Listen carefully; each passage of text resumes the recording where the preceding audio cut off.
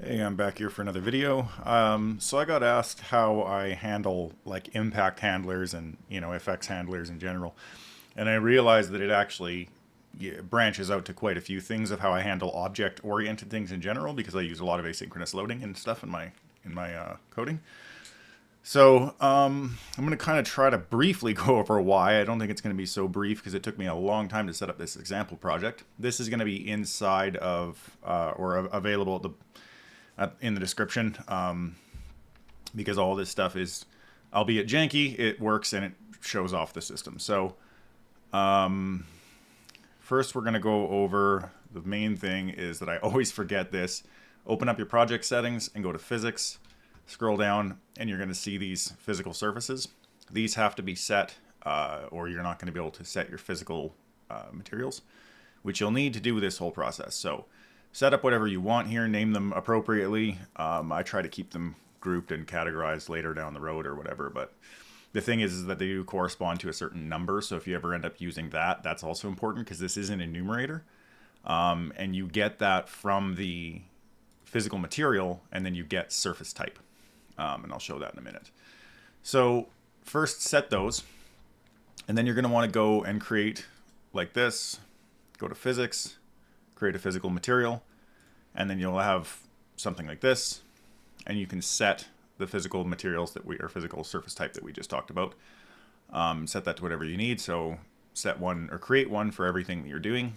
So in my case, there's the default one that exists in the engine: concrete, dirt, grass, mud, water. And that's what corresponds right here is the default: concrete, dirt, mud, water, and grass. So if I go back, and I'll show you how they're set. In the details, you can just see right here, there's a physical material override. You can also set this in the materials themselves, I believe. There's a few different ways to set this, but at the end of the day, it ends up setting by physics body, I believe. Depending what physics body gets collided with is what physical material will actually calculate from that. So for example, if you had like a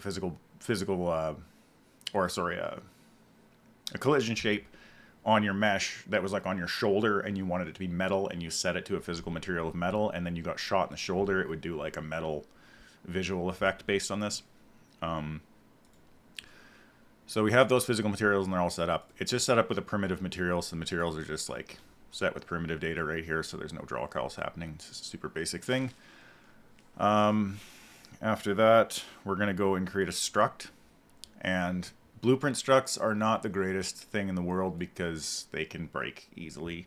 So just be careful when you add and remove things especially, and make sure that you have disconnected pins and you're doing things properly and refreshing all your nodes and all that stuff. Otherwise you can break your blueprints, and it can be quite a pain in the ass to fix. So you'll want to create a struct, and then always use soft references when you're working with the things that I'm teaching you, because they're like hard object references have their time and place, but it's usually with very small things that have persistence in the game that are like kind of referenced all the time, like things that are, maybe visual on a character that's always going to be in the game, always. Like it's not a selectable character, it's like Kratos. Then it doesn't really matter so much, but even then, a lot of the times you might not want to do that, and you can juggle some stuff. So soft object references are the best, same as soft class references. Then that way, when you build data assets and stuff with them, which is what I'm going to show you right here. So obviously, to create a struct, you just go to blueprint and create a structure. The next thing you want to do is going to go to blueprint class and create a primary data asset, which is this thing. That's going to open up like this, and it'll open up completely empty, so I'll just do that really quick.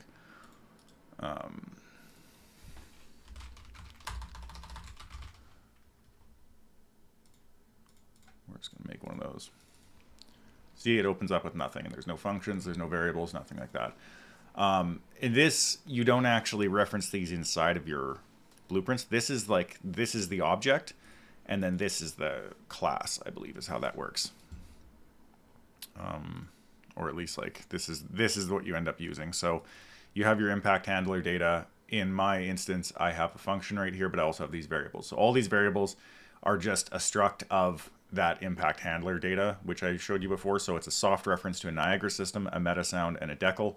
You could include any variables you want here, honestly, but at the end of the day, this is just the sort of simple example I'm making for you guys. So we got that, and then you got get impact data. So get impact data is a super simple peer function. All it does is just take in a surface type, e physical surface type, and then outputs the f impact handler struct. So it's just outputting the struct. It's put on a select. One thing I will note is that if you have your surface type and you write select, which is just a local variable, so you can just write, like, again, if you have this variable made as a local variable, so if this pin exists, you can write surface type and it's going to pop up, and then you can write select and you'll have all your variables.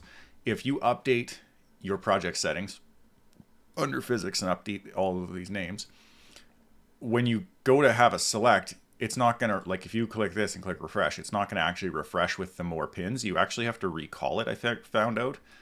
So that's just kind of an engine quirk. But every time you update your physical surfaces, which is not very often, you just kind of have to update these functions, these getter functions, to coincide with that. But that's not a big issue. So you'll have your impact handler data. It's going to output the surface types as a struct. And then you have a getter function for it. So it's pretty simple in that regard. After that, you're going to want to go miscellaneous data asset, and then you can create a impact handler data. And that just looks like this. So this is just all those structs in one asset where you can set all of your stuff, which is great. The data assets are my favorite thing in the world, especially because they themselves, especially when they have soft references on them, are only 10.3 kilobytes of memory, 53 kilobytes of disk size. They're very small. You can encapsulate a lot of information inside of them. And I at first was not a fan of these primary data assets, but for Blueprint users, they can make it really, really accessible to have data assets available to them and not have to be a programmer.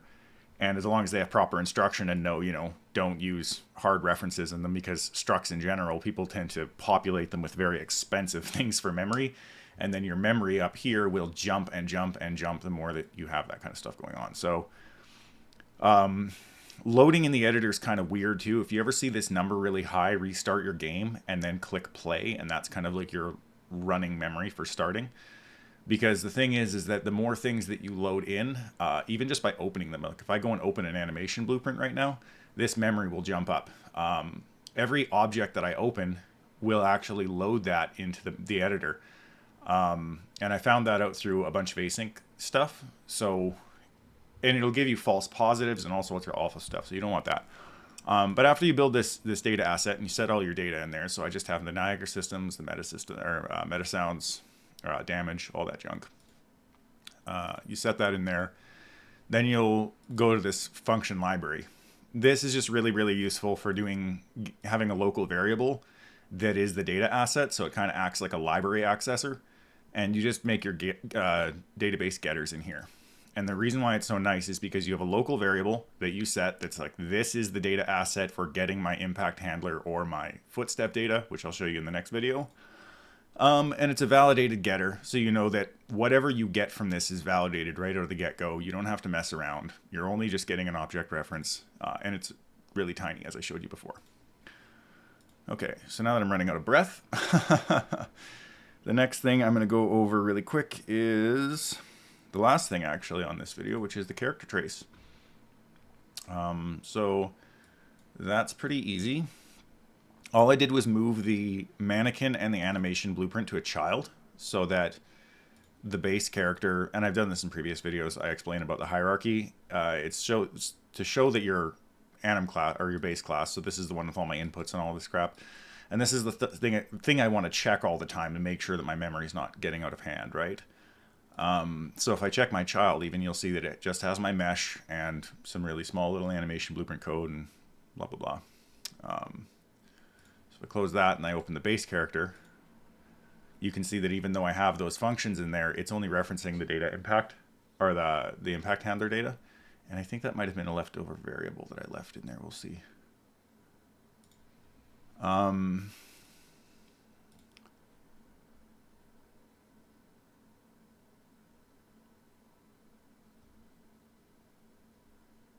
Maybe it's just through. Anyway. Point is, it's not loading everything in.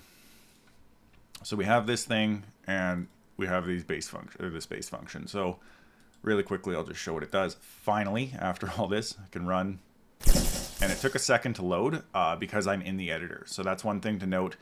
In a packaged build, which I can include in the description as well, just to prove that this long tangent of explanation actually does work properly, there is no delays in a packaged product, especially a shipping build. Ooh, that is very loud. I'm going to turn that down.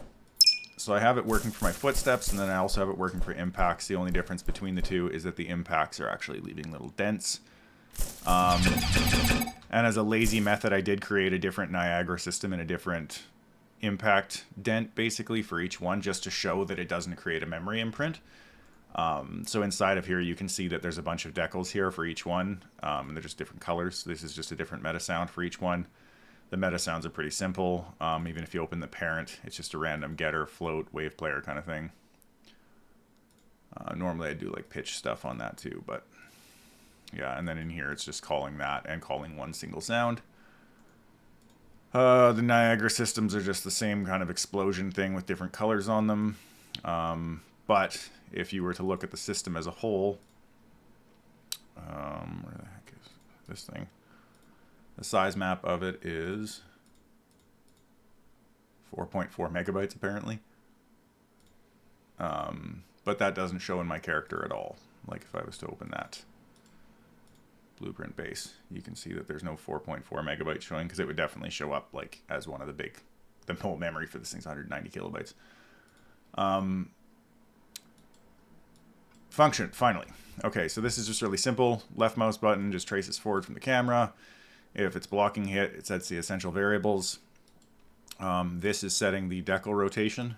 Then it async loads the Niagara system, so all it's doing is getting the impact data. So here's the validated getter from our function library. This is the function from our data asset itself, so it's getting the impact data from the surface type of the hit. And then it just gets that one variable and async loads that variable. And then asynchronously, so parallel to this asynchronous load, again, not on the game thread, so it's not calling synchronous asynchronous loads, if that makes sense. Because if you put a sequence and you put async load after it, granted it will look cleaner than this, but it's going to call an async load all on the same thread. Like it's going to call them from the game thread, whereas this one's going to call it from the worker thread. So this is kind of like the most expensive variable, because the Niagara system's the biggest one, calling the meta sound, which is calling the decal, and they're all pretty small after this. Like material instances and meta sounds are significantly smaller than Niagara systems, but Niagara systems are the ones that are going to try to chunk. So the first ones you're going to want to load and make sure that they're done.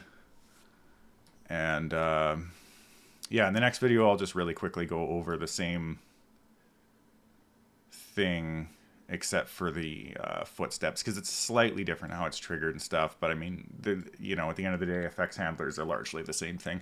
Same when you swing a weapon, or you have an armament handler or whatever. Whenever you shoot a gun, they can all be managed in the same exact method as well. So I think this should help a lot of people, especially with the example project available. Even though it's just a bunch of crappy assets I've slammed together, it allows you to see how the systems go.